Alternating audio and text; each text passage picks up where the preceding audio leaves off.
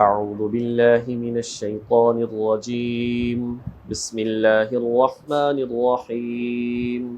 لقد كفر الذين قالوا إن الله هو المسيح ابن مريم قل فمن يملك من الله شيئا إن أراد أن يهلك المسيح ابن مريم وأمه ومن في الأرض جميعا ولله ملك السماوات والأرض وما بينهما يخلق ما يشاء والله على كل شيء قدير صدق الله العظيم لقد كفر الذين قالوا إن الله هو المسيح ابن مريم بے شک کافر ہو گئے وہ لوگ کہ جنہوں نے کہا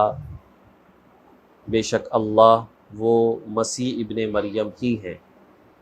قل فمن یملک من اللہ شیئا، اے نبی آپ ان سے کہہ دیجئے کہ کون مالک ہے اللہ تعالیٰ کے سوا کسی چیز کا، ان ارادہ اگر وہ ارادہ کر لے، ان یہلک المسیح ابن مریم یہ کہ وہ ہلاک کر دے مسیح ابن مریم کو، وامہ اور ان کی والدہ کو، ومن فی الارض جمیعا اور جو بھی زمین میں ہیں ان سب کو،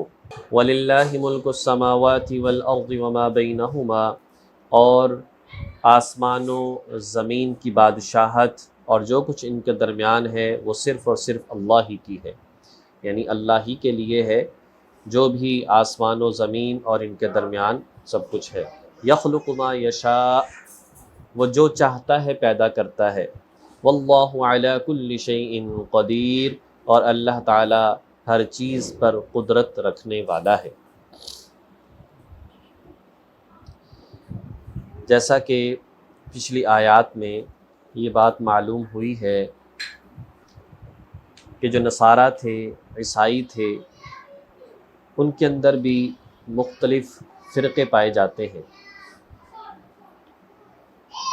کوئی جو ہے وہ حضرت عیسیٰ علیہ السلام کو اللہ کا بیٹا مانتا ہے، کوئی 3 خداؤں کا قائل ہے، اور کوئی جو ہے وہ یہ کہتا ہے کہ حضرت عیسیٰ علیہ السلام نے اللہ کی اتنی عبادت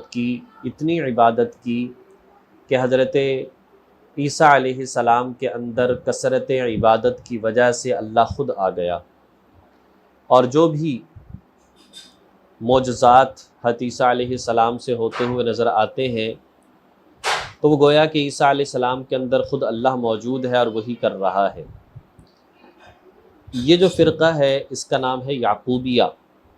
اور اسی کا تذکرہ اس آیت کریمہ میں ہے کہ بے شک وہ لوگ کافر ہو گئے، یہ فرقہ کافر ہو گیا عیسائیوں میں سے جو کہتے ہیں کہ جو اللہ ہے وہ تو عیسیٰ علیہ السلام ہی ہے، هو المسیح ابن مریم، وہ تو عیسیٰ علیہ السلام وہی اللہ ہے، دونوں الگ الگ شخصیات نہیں ہیں۔ تو اس میں بتایا کہ ایسا نہیں ہو سکتا۔ عقلی طور پر بھی اس بات کو دیکھا جائے، جب عیسیٰ علیہ السلام نہیں تھے تو اس نظام کو کون چلا رہا تھا، اور اب عیسیٰ علیہ السلام نہیں ہے تو نظام کو کون چلا رہا ہے؟ تو جب پہلے بھی چلانے والی اللہ کی ذات ہے، اب بھی چلانے والی اللہ کی ذات ہے،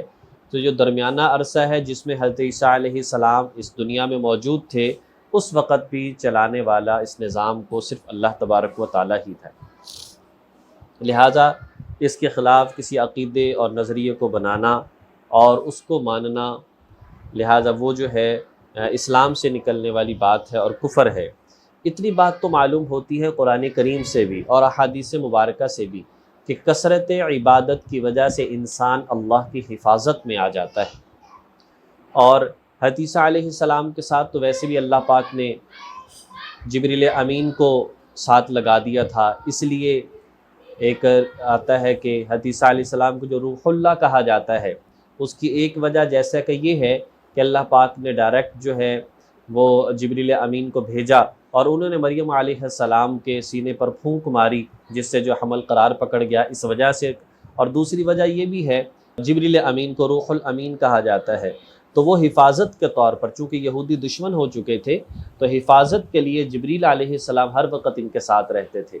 اور اسی طرح اور روایات سے پتہ چلتا ہے کہ عام جو لوگ ہیں وہ بھی اگر کثرت سے عبادت کرتے ہیں تو اللہ تبارک و تعالیٰ فرشتوں کو ان کی حفاظت میں لگا دیتے ہیں، ان کے کام کرنے میں اور ان کی حفاظت میں، جیسا کہ آتا ہے قرآن کریم میں لَهُ مُعَقِّبَاتٌ مِّن بَيْنِ يَدَيْهِ وَمِن خَلْفِهِ يَحْفَظُونَهُ مِنْ أَمْرِ اللَّهِ، جو عبادت کرتا ہے، نماز پڑھتا ہے، اللہ پاک فرشتوں کو مقرر کر دیتے ہیں جو اللہ کے حکم سے اس عبادت کرنے والے کی حفاظت کرتے ہیں۔ اسی طرح حدیث مبارکہ ہے بخاری شریف کی کہ ایک بندہ جب کثرت سے عبادت کرتا ہے تو پھر اللہ تعالیٰ فرماتے ہیں کہ میں اس کا ہاتھ بن جاتا ہوں، میں اس کے پاؤں بن جاتا ہوں، میں اس کی زبان بن جاتا ہوں، میں اس کے کان اور آنکھیں بن جاتا ہوں۔ اس کی تشریح محدثین فرماتے ہیں کہ انسان جب کثرت سے عبادت کرتا ہے تو گویا وہ گناہوں سے بچنا شروع ہو جاتا ہے، اللہ پاک اس کے پورے جسم کو اپنی حفاظت میں لے لیتے ہیں، پھر یہ وہ کام کرتا ہے جو اللہ چاہتا ہے، یہ آنکھوں سے ادھر دیکھتا ہے جہاں اللہ نے چاہا، جہاں اللہ نے منع فرمایا یہ وہاں سے رک جاتا ہے، یہ کانوں سے وہی باتیں سنتا ہے جو اللہ نے حکم دیا، جہاں سے روکا ہے وہاں سے رک جاتا ہے، تو اس کے ہاتھ پاؤں پورا جسم اللہ کی مرضی کے تابع ہو جاتا ہے، گویا کہ جیسے اللہ چاہتا ہے اس طریقے سے نظام چلتا ہے۔ تو فرمایا کہ اگر تم یہ کہو کہ نظام چلانے والا اور اللہ جو ہے وہ عیسیٰ علیہ السلام ہی ہیں، تو یہ بتاؤ کہ اگر اللہ تعالیٰ جو ہے، اللہ تبارک و تعالیٰ کے سوا اس کائنات کا مالک کون ہے؟ اگر اللہ تعالیٰ ارادہ کر لے حضرت عیسیٰ علیہ السلام کو موت دینے کا، ان کی والدہ کو موت دینے کا، اور دنیا میں جتنے بھی مخلوق ہیں ان سب کو موت دے دے، تو کون ہے پھر نظام کو چلانے والا ہوگا؟ تو کیسے اللہ کو موت آ سکتی ہے؟ نعوذ باللہ۔ تو یہ ساری باتیں غلط ہیں، ایسا نہیں ہو سکتا۔ وہ تو جیسے چاہتا ہے، یہ پوری کی پوری کائنات اسی کے قبضہ قدرت میں ہے، تنہے تنہا وَلِلَّهِ مُلْكُ السَّمَاوَاتِ وَالْأَرْضِ وَمَا بَيْنَهُمَا، تنہے تنہا ساری کائنات، زمین و آسمان اور جو کچھ ان میں ہے، ان سب کا مالک اللہ ہی ہے۔ یخلق ما یشاء، وہ جیسے چاہتا ہے پیدا کرتا ہے۔ تم یہ کہو کہ عیسیٰ علیہ السلام انہیں جو ہے بن باپ کے پیدا کیا گیا، اور ایک فرقے نے یہی پھر سمجھ لیا کہ ڈائریکٹ جو ہے وہ اللہ تعالیٰ حضرت عیسیٰ علیہ السلام کے والد ہیں، اور اس لیے جو ہے وہ بیٹا کہنا شروع کر دیا۔ یہ تو اللہ پاک کی قدرت ہے۔ اگر اسی بات کو دیکھنا ہے تو پھر آدم علیہ السلام کو کیوں نہیں خدا سمجھتے؟ تیسرے پارے میں بیان فرمایا پھر آدم علیہ السلام کو خدا سمجھو، جن کے باپ بھی نہیں تھا، ماں بھی نہیں تھی، پھر انہیں خدا سمجھو یا انہیں بیٹا کہو، ان کے بارے میں کوئی نہیں کہتا۔ تو ایسا نہیں ہے، یہ تو اللہ پاک کی قدرت ہے۔ اللہ پاک نے بن باپ کے آدم علیہ السلام کو پیدا فرما دیا، بن باپ کے عیسیٰ علیہ السلام کو پیدا فرما دیا، اور اسی طریقے سے اللہ پاک نے بعد میں مرد و عورت کے ذریعے سے سلسلہ چلا دیا۔ اللہ جو چاہے کر سکتا ہے، اللہ جیسا چاہے کر سکتا ہے۔ اللہ پاک، اس لیے ہمیں اس بات پر یقین رکھنا چاہیے کہ اللہ تبارک و تعالیٰ نے جتنی بھی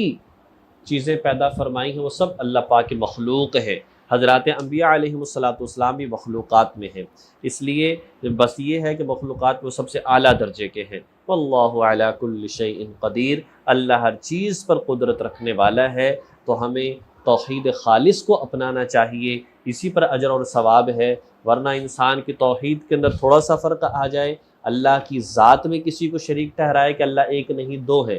اللہ کی صفات میں کسی کو شریک ٹھہرائے کہ جیسے اللہ دیکھ سکتا ہے ایسے کوئی اور دیکھ سکتا ہے، جیسے اللہ پیدا کرتا ہے ایسے کوئی اور بھی کر سکتا ہے، جیسے اللہ دعاؤں کو سننے والا ہے ایسے کوئی اور بھی سننے والا ہے، جیسے جنت جہنم اللہ کے قبضے میں ہے ایسے کوئی اور بھی دلوا سکتا ہے اپنی مرضی سے۔ تو یہ ساری باتیں جو ہیں، اللہ کا ہر جگہ پر ہونا، اللہ کا علم رکھنا، اس کے برابر کسی کو نہیں ٹھہرایا جا سکتا۔ اس طرح سے ٹھہرانا یہ شرک ہے، اور شرک جو ہے کبھی بھی معاف نہیں ہوتا۔ مشرک اور کافر ہمیشہ دوزخ میں جانے والے ہیں، اس لیے ہمیں اپنے عقائد اور نظریات کو درست رکھنا چاہیے۔ حضرت لقمان علیہ السلام نے اپنے ابھی نابالغ بچے کو سب سے پہلے اگر تعلیم دی ہے تو فرمایا یا بنی لا تشرک باللہ، اے میرے بیٹے اللہ کے ساتھ شرک نہ کرنا۔ حضرات انبیاء علیہم الصلاۃ کا ذکر فرمایا 7ویں پارے میں، تقریباً 22-23 انبیاء کا ذکر ایک ہی جگہ پر کیا، اور اللہ پاک نے آگے فرمایا اگر تم نے شرک کیا تو تمہارے سارے اعمال ضائع ہو جائیں گے۔ حالانکہ حضرات انبیاء نے کیوں کرنا ہے، لیکن بتا دیا کہ دیکھو اس میں کمپرومائز نہیں ہے، چاہے عام انسان ہے یا انبیاء ہیں، کوئی بھی اللہ کی توحید میں، اللہ کی